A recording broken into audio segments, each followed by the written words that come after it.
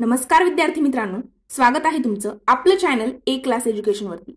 मित्रांनो, आजच्या व्हिडिओमध्ये आपण होमगार्ड करिता नक्की कोणकोणती महत्त्वाची कागदपत्रे तुम्हाला लागणार आहेत, म्हणजे फॉर्म फिल करताना ते एंडिंग पर्यंत कोणकोणती कागदपत्र महत्त्वाची आहे आणि कोणती तुम्ही अपडेट करणं महत्त्वाचं आहे त्याबद्दल आपण आज संपूर्ण सविस्तररित्या माहिती घेणार आहोत। त्यापूर्वी मित्रांनो, जर तुम्ही आपल्या चॅनलवरती फर्स्ट टाइम हा व्हिडिओ बघत असाल तर आपलं चॅनल सबस्क्राइब करून बेल आयकॉनवर सुद्धा प्रेस करायला विसरू नका, जेणेकरून स्पर्धा परीक्षेविषयीची महत्त्वपूर्ण माहिती आणि अशा नवनवीन अपडेट तुमच्यापर्यंत लवकरात लवकर पोहोचतील।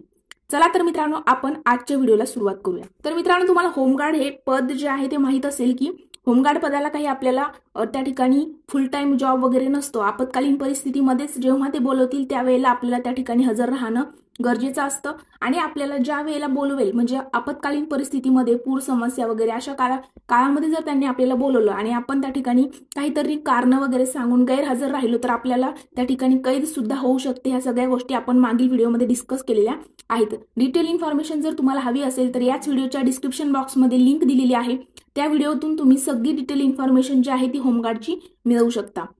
मित्रांनो, तर बघा, आता होमगार्डचे जे कागदपत्र आहेत ते आपण त्या ठिकाणी समजून घ्या। आता तुम्हाला माहित असेल की होमगार्ड पात्रता काय आहे, तर तुमची 10वी उत्तीर्ण असणं तुम्ही गरजेचे आहे आणि शारीरिक पात्रता जर बघितली तर वय जे आहे 20 वर्ष तुमचं पूर्ण असणं गरजेचं आहे आणि 50 वर्षाच्या आतमध्ये, आणि उंची जर बघितली तर पुरुषांकरिता 162 सेंटीमीटर आणि महिलांकरिता 150 सेंटीमीटर, आणि छाती जी आहे तर 76 सेंटीमीटर आणि 5 सेंटीमीटर किमान फुगवण्याची क्षमता हे पुरुषांना क्रायटेरिया आहे। मग कागदपत्र काय आहे, तर बघा, पहिलं तुमचं कागदपत्र आहे रहिवासी पुरावा। त्यामध्ये तुम्ही बघा आधार कार्ड किंवा मतदान दोन्हीपैकी एक त्या ठिकाणी देऊ शकता। आधार कार्डही चालेल किंवा मतदान म्हणजे वोटिंग कार्ड तुमचं त्या ठिकाणी लागेल। त्यानंतर शैक्षणिक अर्हता प्रमाणपत्र, म्हणजे तुम्ही 10वी उत्तीर्ण आहे याचं प्रूफ काय असेल तर 10वीचं मार्कशीट तुमच्याकडे असणं गरजेचं आहे। नंतर आहे बघा जन्म दिनांक पुराव्याकरिता SSC बोर्ड प्रमाणपत्र किंवा शाळा सोडल्याचा दाखला, म्हणजे बघा SSCचं मार्कशीट जे आहे 10वीचं उत्तीर्णाचं मार्कशीटही चालेल किंवा मग शाळा सोडल्याचा दाखला म्हणजे TC असेल तीही या ठिकाणी चालणार आहे।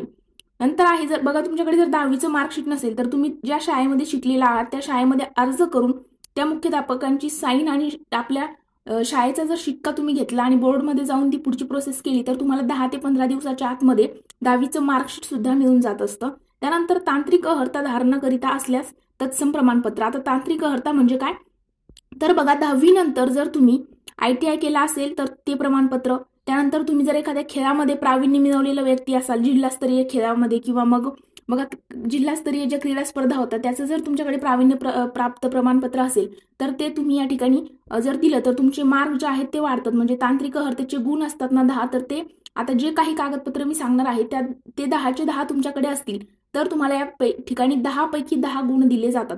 आता तांत्रिक अर्हतामध्ये बघा एकूण 10 गुण असतात।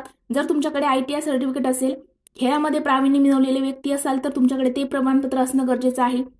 माजी सैनिक जर असाल तर तुम्हाला त्याचं सुद्धा प्रमाणपत्र असतं। त्यानंतर NCC B प्रमाणपत्र, NCCचं C प्रमाणपत्र, त्यानंतर नागरी संरक्षण सेवेमध्ये परंतु स्थानिक ठिकाणी 3 प्रशिक्षण पूर्ण केलेले प्रमाणपत्र आणि जड वाहन चालकाचा जो परवाना असतो परवानाधारक ते प्रमाणपत्र। आणि यापैकी जर तुम्ही यापैकी बघा 7 प्रमाणपत्र आपण बघितले, यापैकी जर तुम्ही एक अट पूर्ण केली तर 2 गुण, 2 अट पूर्ण केल्या तर 3 गुण, अशा पद्धतीने गुण दिले जातात। आणि 7चे 7 प्रमाणपत्र तुमच्याकडे असेल तर तुम्हाला 10 पैकी 10 गुण या ठिकाणी दिले जात असतात। त्यानंतर बघा खाजगी नोकरी करीत असल्यास मालकाचे ना हरकत प्रमाणपत्र, जर तुम्ही ऑलरेडी कुठेतरी मी अगोदरच सांगितलं की तुम्हाला या ठिकाणी फुल टाइम जॉब नसतो, ज्या वेळेला आपत्कालीन परिस्थिती येते त्यावेळेला तुम्हाला त्या ठिकाणी हजर राहावं लागतं। म्हणजे तुम्ही तुमचा जॉब आणि व्यवसाय करत करत शेती वगैरे करत असाल तर ते काम करत करत तुम्ही या ठिकाणी अप्लाय करू शकता। तर तुमच्याकडे जर तुम्ही एखादी खाजगी नोकरी करत असाल तर त्या मालकाचं ना हरकत प्रमाणपत्र तुमच्याकडे असणं गरजेचं आहे। त्यानंतर 3 महिन्याचे आतील पोलीस चारित्र्य पडताळणी प्रमाणपत्र, म्हणजे काय तर तुमच्यावरती कोणत्याही प्रकारचा गुन्हा वगैरे दाखल नाही याचं प्रमाणपत्र तुम्ही ज्या जिल्ह्यात राहत असेल त्या पोलीस स्टेशनमधून तुमच्याकडे ते असणं गरजेचं आहे की तुम्ही म्हणजे कोणत्याही अशी गोष्ट केलेली नाही की जी आपल्या कायद्याला आणि याच्यानुसार सुसंगत नसावी। अशी कोणतीही गोष्ट जर तुम्ही केली असेल तर या ठिकाणी तुम्ही अपात्र असणार आहात। तर त्याचं एक पडताळणी प्रमाणपत्र मागील 3 महिन्यामध्ये तुम्ही काय केलेलं आहे त्याचं पडताळणी प्रमाणपत्र तुमच्याकडे असणं गरजेचं आहे। आणि मित्रांनो, जर आपण बघितलं तर होमगार्ड करिता तुम्हाला या ठिकाणी फीसचं स्ट्रक्चर वगैरे कोणत्याही गोष्टीची फीस तुम्हाला या ठिकाणी लागू होत नाही।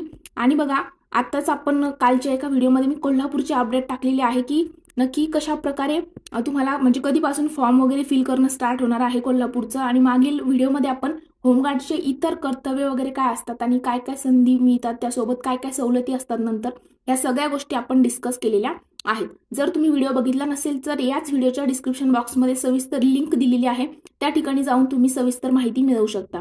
तर मित्रांनो, आज आपण इथेच थांबणार आहोत. जर तुम्ही बघा तुम्हाला कोणत्याही प्रकारचा डाऊट असो, या व्हिडिओ नंतर जर तुम्हाला होमगार्ड विषयी कोणत्याही प्रकारचा किंवा कोणत्याही स्पर्धा परीक्षेची तुम्ही तयारी करत असाल आणि त्याचा डाऊट असेल तर याच व्हिडिओच्या कमेंट सेक्शनमध्ये विचारू शकता, किंवा आपल्या चॅनलच्या अबाउट सेक्शनमध्ये टेलिग्राम ग्रुपची लिंक दिलेली आहे, त्या ठिकाणी जाऊन आपला ग्रुप जॉईन करायचा आहे. ग्रुप जॉईन करण्याचे 3 फायदे आहेत. पहिला म्हणजे त्या ठिकाणी तुम्हाला फ्री स्टडी मटेरियल मिळणार आहे, त्यासोबतच तुम्हाला स्पर्धा परीक्षेच्या ज्या काही नवीन अपडेट आहे त्या सुद्धा तुम्हाला त्या ठिकाणी मिळतील.